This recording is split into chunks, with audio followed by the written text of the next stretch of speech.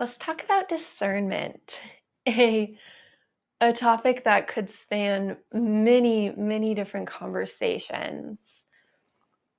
Here, keeping it contained to one, maybe two. Maybe we'll move forward into a second conversation depending on where this goes. Discernment, this ability to make skillful decisions, choices that lead to truly beneficial outcomes, to places that we actually want to go. It's it's a topic that's been very much so studied, contemplated, brought into many different books, conversations, and philosophies that go thousands of years back. Yoga being my primary tradition.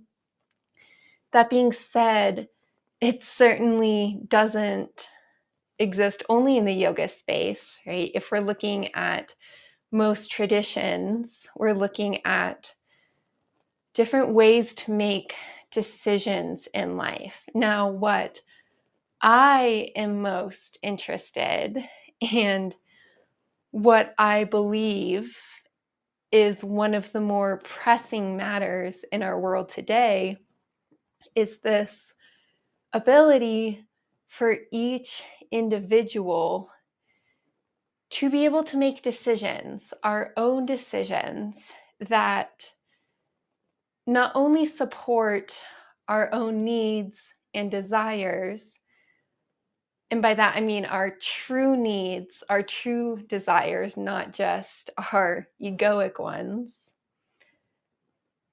and also support the collective. This really gets at the heart of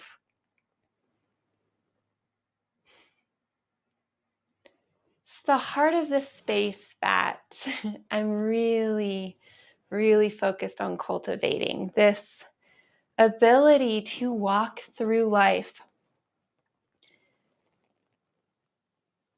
really dissolving this false idea that it's me or you, it's my own needs or the needs of the collective. Now, there's certainly times in life where I'm going to need to put my needs over the needs of the collective.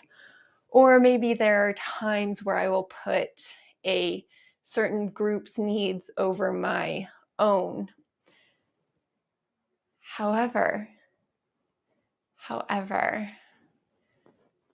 as I continue to walk through my own life and explore these different traditions and dive deeper specifically into the yoga tradition, what I keep seeing, keep experiencing, witnessing is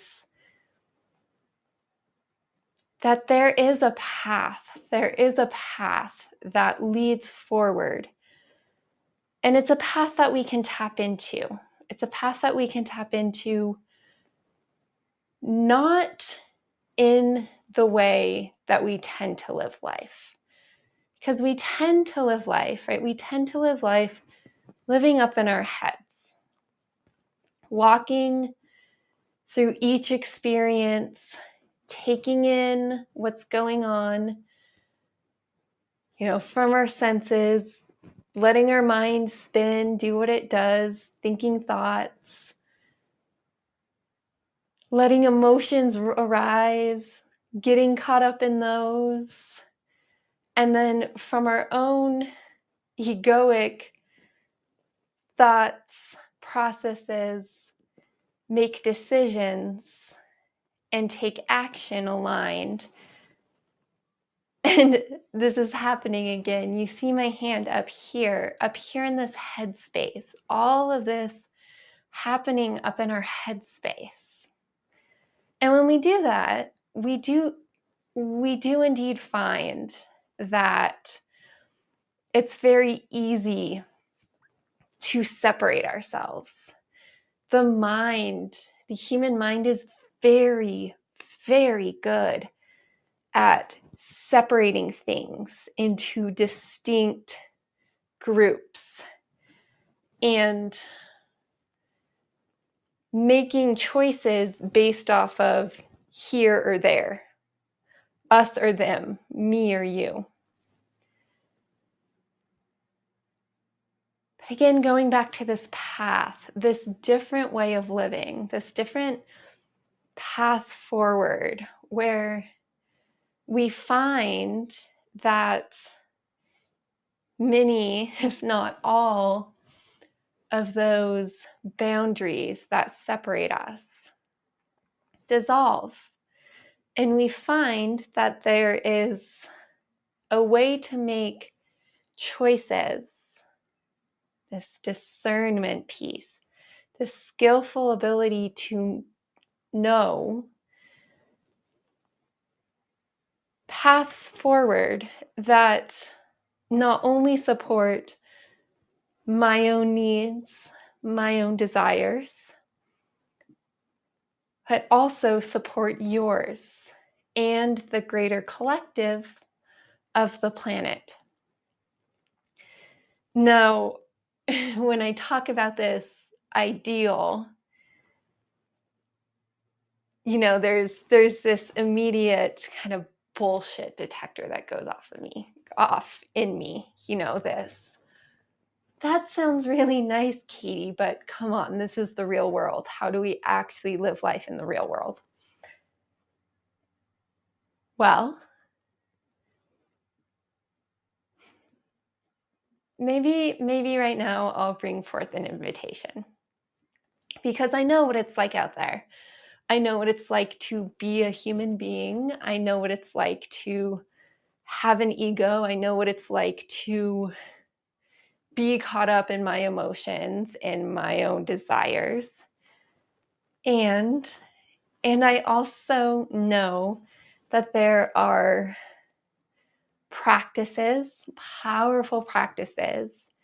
There are different traditions with paths to follow that enable us to start to break this down, to start to experience life in this deeper way, in this path of this dissolution, right? Dissolution of the me versus you, the my desires and needs versus your needs and desires.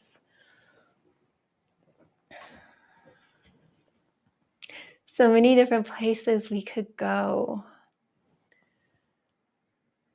Sticking with this invitation, an invitation to simply open to the possibility that this sort of pathway exists. A pathway where what best serves me and my deepest, truest needs, desires, is the same path that serves you and your deepest, truest needs and desires, and is a path that serves our dear Mother Earth and her deepest, truest needs and desires, and any other being. You see where we're going with this? Now, if we're going to continue along with this invitation to ponder, contemplate what this sort of path would look like, what might quickly come up is contradictions, right? Well, for me, my deepest, truest need right now is in direct conflict with what I see as the deepest, truest need of the planet. So what's the deal with that? To which, if we're going to continue to play this game here, I would respond by saying, well, maybe we haven't gotten to our deepest, truest needs. Maybe we're not really in touch with what's really alive in those spaces. Bringing this back, bringing this out of this little thought practice and into the real world, I recognize countless situations where what is alive for me is in direct conflict with the needs of the planet. Every single time I get into my car, right? Every single time I drive my car, I recognize that I am taking resources stripped from the earth, putting it through machinery and putting it into the atmosphere. And that is in direct conflict with the health of our planet. And in turn is in direct conflict with the needs of the human population, of all the different species on our planet, which really brings in this discernment piece. Because this discernment piece, it's not about what is theoretically true. Okay? It's not about these thought games. It's not about these bright and shiny ideals where we're pretending that we can always do the best thing possible. Perhaps that world exists in some place in time, but it is not right here and right now.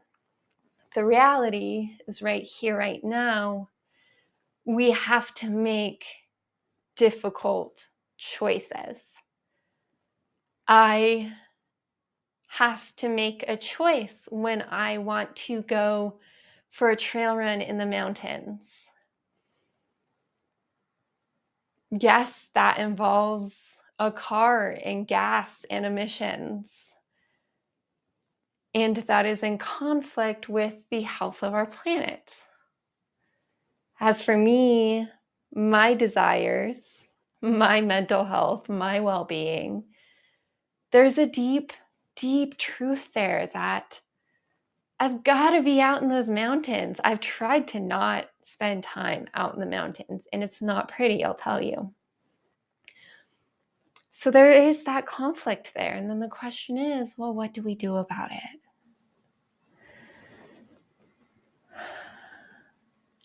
Bringing us back to these philosophies and these practices. And, maybe yoga is one that speaks to you.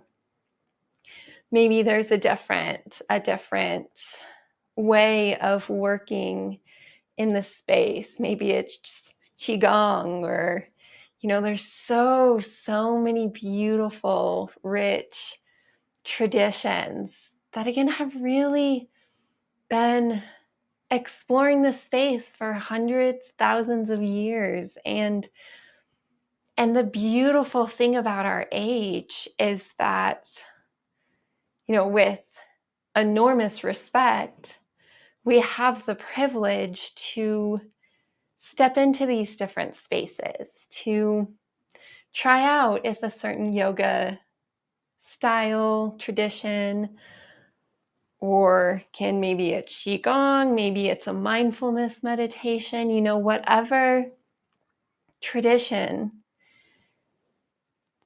So many that are here to support us at this very important time, right? A very important time where we are really, truly being asked to develop this skill, to be able to take steps forward in life, making the best decisions possible. Because the reality is that if we look back across the past hundreds of years, maybe a couple thousand of years,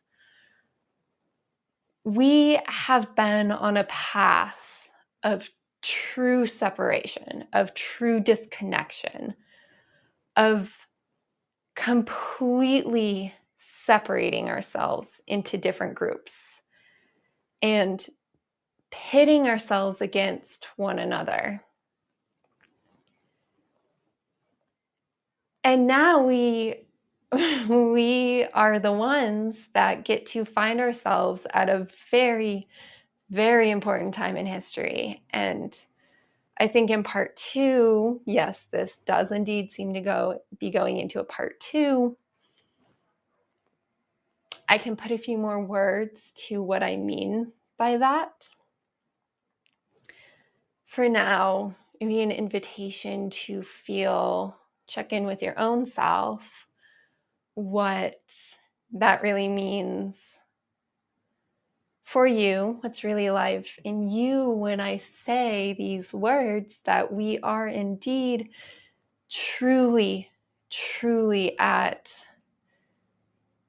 a very important time in history where the decisions that us humans make are going to have effects that impact species, the planet in its entirety, for hundreds, thousands, maybe even more, right?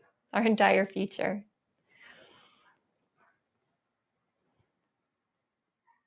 I'm gonna leave us there. With that little intensity bomb. Before signing off, really just coming back into your own body. Maybe even checking up in your head. I don't cue this very often, but checking in with your own head, your own mind. Getting a little bit curious, or a lot curious if you want to take this beyond the length of this video. How is it that you make decisions? How is it that, as you're taking steps throughout your day, how do you make decisions about where to take the next step?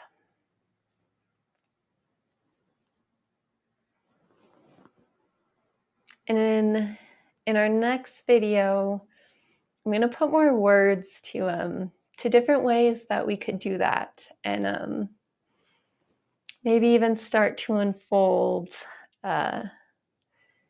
my particular process for doing so. Yeah.